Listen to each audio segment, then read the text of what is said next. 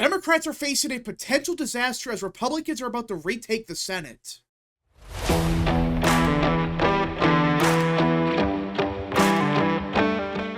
What is up, people of the internet? It is me, Real American, back in with a new video, and today we have to talk about the 2024 US Senate elections because it appears that Republicans are about to retake the Senate. Yeah, that's right. Despite what some Democrats may claim about the current state of the race, they are in deep trouble, and there's a good chance that, more than likely, Republicans will have a majority come this November, and not just a one-seat majority. No. There's a good chance that come this November, we have a 2, 3, 4, possibly a 5-seat majority in the Senate. Now, I am not saying that's for sure going to happen. I'm not saying that Republicans will have 55 Senate seats, but it's becoming apparent that Democrats have a huge problem. Just look at this headline from Axios, not from Fox News, not Newsmax, not some far-right news outlet. This is Axios. Endangered Democrats brag about Trump ties in final stretch. Yes, this is a 100% real headline from Axios. This is not a typo, this is not a misquote, this is a real headline. And when you read what they're actually reporting on, it becomes even worse for Democrats. Look at this. Even candidates in presidential battlegrounds are now featuring Trump cameos in campaign ads, as Democrats up and down the ballot run to the middle. And we're not talking about Nebraska, Montana, Ohio, Republican states.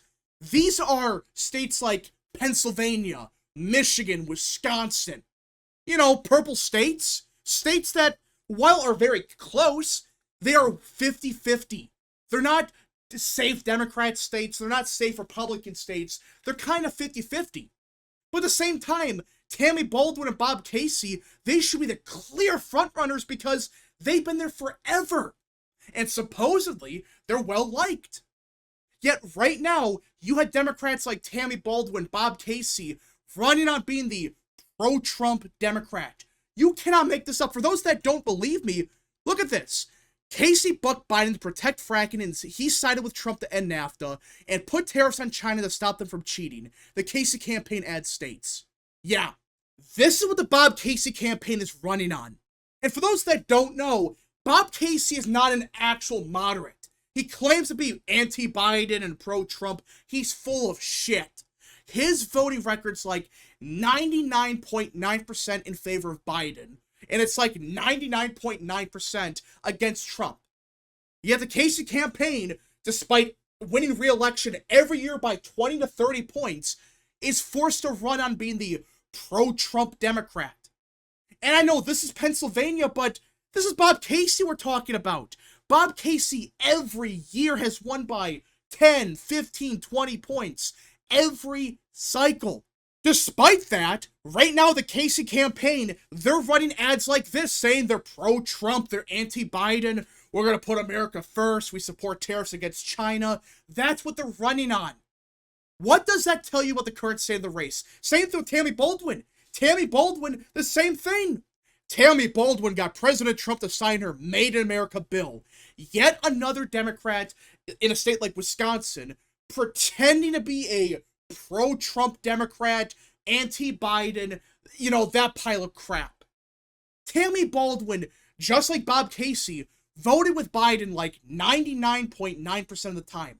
And against Trump, 95% of the time or whatever. So this message they're pushing that they're moderates, that they're pro-Trump, it's a load of crap. But these campaigns, they're forced to run on this.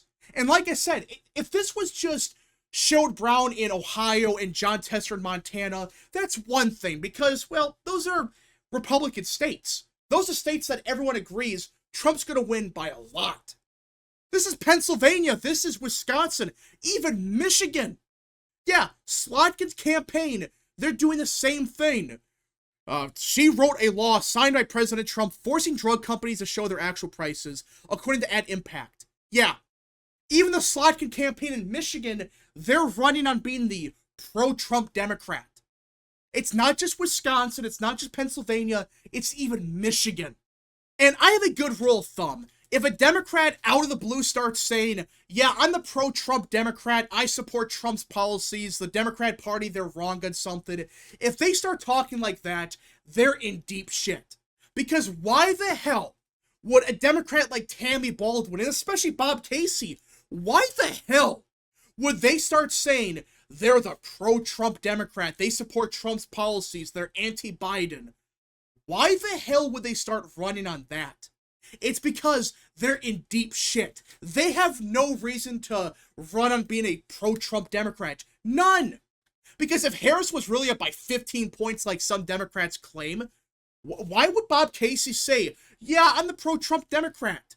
No, he would say nothing like that. If Harris was up by 15 points, he would tie himself to Harris. Not, oh, I'm actually the Trump guy. That's what's happening here. Democrats, they're in deep trouble here. Because why else would you, out of the blue, start saying, we're pro-Trump, we're anti-Biden, we support Trump's policies, that sort of crap. Why would Democrats like Bob Casey and Tammy Baldwin, why would they start saying that? And it's one thing if their records were actually moderate, but they're not. They're not moderate Democrats. They're not, Democrats that vote against their party half the time. They may once a decade vote against their party. Maybe.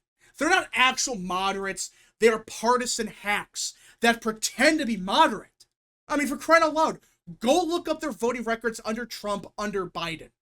They are partisan hacks. So don't let them fool you by saying, we're pro-Trump, we support Trump's policies. No, you don't. Your voting record says, no, you do not support Trump's agenda. You're full of shit. The only reason they're now saying that we're pro-Trump is because they're losing. Why else would they out of the blue start saying we're pro-Trump? If this was the start of the campaign, that's one thing. It's October. It's the middle of October, and out of the blue, every Democrat, not just one of them, but every single one of them in the Rust Belt, except for Klobuchar in Minnesota, because that's obviously a safe Democrat state, every single one of them, out of the blue, started saying all the same stuff. We are pro-Trump, we're anti-Biden, etc. Every single one of them. And you know what happens usually when Democrats start doing this at the last second? We actually saw the same thing happen with Tester a couple months ago. John Tester, out of the blue, started saying he was pro-Trump, he supported Trump's agenda, he's anti-Biden, he's anti-Harris. He started running on that. And then a couple days later, the polls collapsed for him. Look at this. Just a couple of weeks ago, it was Trump or Shaheed +2, Shaheed +5. Some polls had it, Tester +2. It was a close race. But in the middle of August, late August, somewhere in that range, out of the blue, John Tester began running as the pro-Trump guy. Not just once in a great while saying something. It's like his entire campaign was being pro-Trump. And right after that, his public polls collapsed. Yeah, same thing happened in Ohio with Sherrod Brown. Just a couple weeks ago it was Brown +4, Brown +5, +6, +7. But like 2 weeks ago, out of the blue, the Brown campaign started saying, well, actually, we're pro-Trump. We support Trump's agenda. We're going to work with him when he becomes the next president. Yeah. And then, right after that happened, just a week later, his polls tanked. And now you got a couple of Moreno +1s out there. Now, I'm not saying Moreno's for sure going to win, but it's clear that Moreno has momentum in Ohio. It's clear as day that Tester's done. I mean, he's up by 7. He's above 50%, and Tester's like capped at maybe 45% of the vote.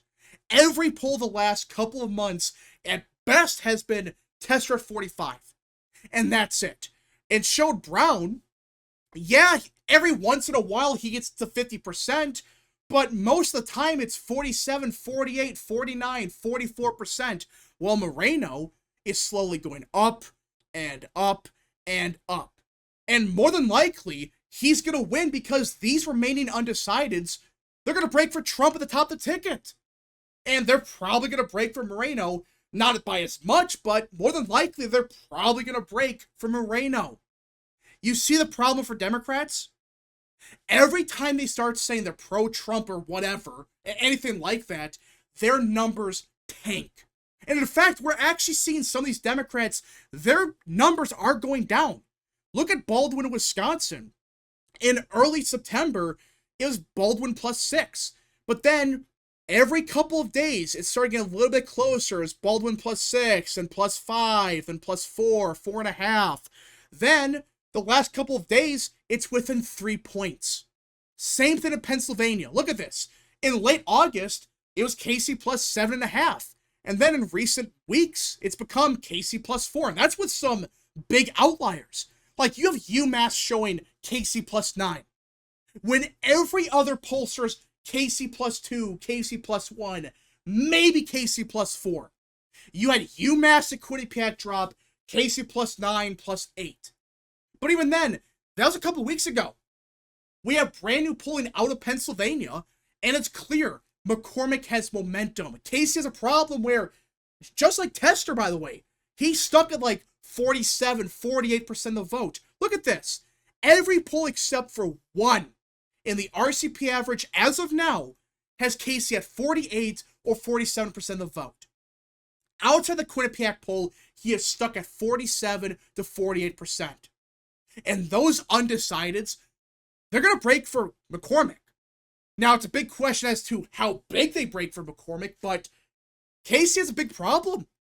And this was before he started running as being the pro-Trump guy. I am very curious to see what happens in a week or so, just like Baldwin, Wisconsin. Because out of the blue, just today, or a couple days ago, they started running as the Trump guys. So what's going to happen in a week or so? Are we going to see a bunch of public polls that have Casey losing, maybe Baldwin losing? I'm not saying it's going to happen, but it makes you really wonder. And same thing with Slotkin in Michigan. Just a couple weeks ago was Slotkin +5, 5.5, maybe 4.5.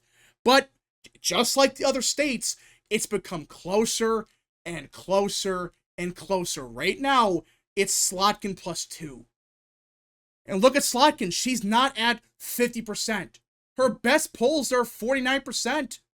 And that was a couple weeks ago. The more recent polling, she's at 46, 47, 44%. And Rogers, while he's still losing by quite a bit, I mean, compared to other Democrats, or other Republicans, I should say, he's still slightly gaining. I mean, this is not good for Democrats because it's not just one race where it's becoming clear as day they're going to lose, like Montana. Montana, at this point in time, it's gone for Dems. They're not going to win that seat. They're in deep shit in Ohio. They're in deep trouble in Wisconsin, Pennsylvania, even Michigan. And when you look at the Senate map as of now, it becomes apparent that, oh yeah, Democrats more than likely, they're probably going to lose the Senate. Now, we're going to assume the Republicans hold on to Texas and Florida. This has always been copium. I just don't see how Democrats, by some miracle, win Texas or Florida. Same thing with Nebraska. I don't care what Osborne's campaign's claiming, where they're up by 15 points in their own polling. I mean, I'm not kidding when I say every poll in Nebraska this cycle for the Senate race that is Osborne leading, every single one of them was sponsored by a Democrat group or just a campaign. Yeah, every poll. And plus, the remaining undecideds, they're going to break for Trump. They're 95% Trump voters. Do you think they're all going to break for Osborne? It might be closer than it should be because Deb Fischer's a shit candidate, but Republicans are going to win that Senate seat, more than likely. All right, and you look at the other states, like I said, I don't see Tester winning Montana.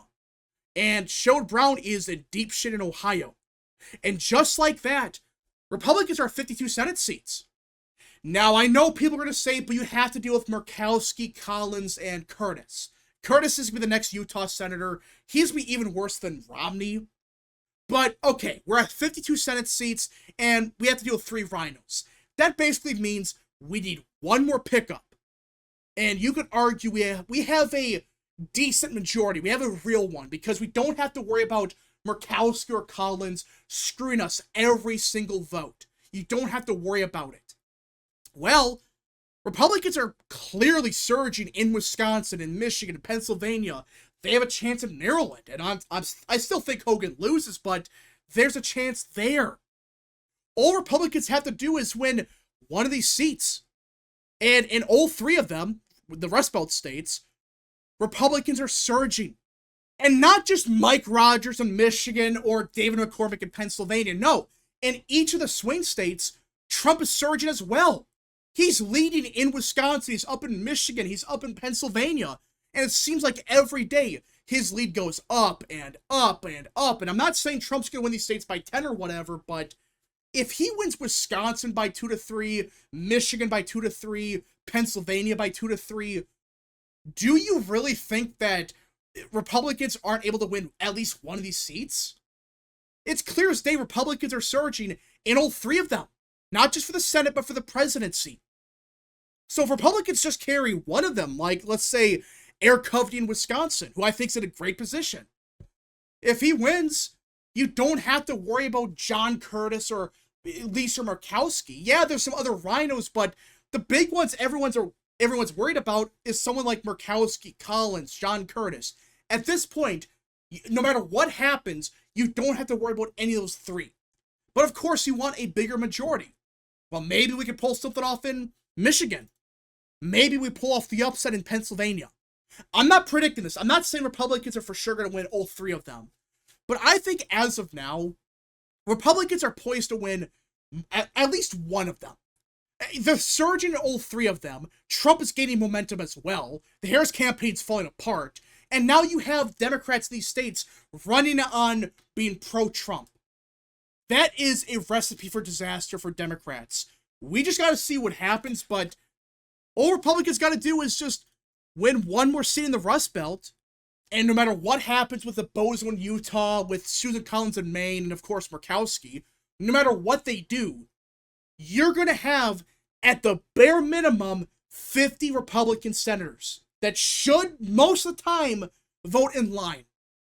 But we got to see what happens. Maybe Republicans fumble and they lose all three of them, which is possible, but either way, at this point in time, Republicans got the Senate. At this point, Democrats, they need to pull off an upset in Ohio. And it's possible because Brown's a strong candidate, but I don't see Brown winning as of now. And even then, they're not going to win Montana.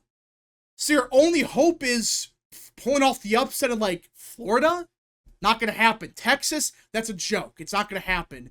Their best bet, I guess, would be maybe Nebraska. Maybe the polls are correct. I don't believe most of them. But they have to pull off an upset in one of the three. Is it possible? Sure. Is it likely? Hell no. And that's assuming they win Ohio. If they win Ohio, it doesn't matter what Osborne does in Nebraska. Republicans got 51.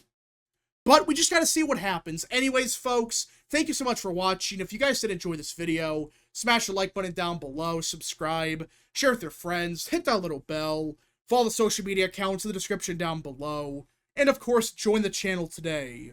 Godspeed to all of you.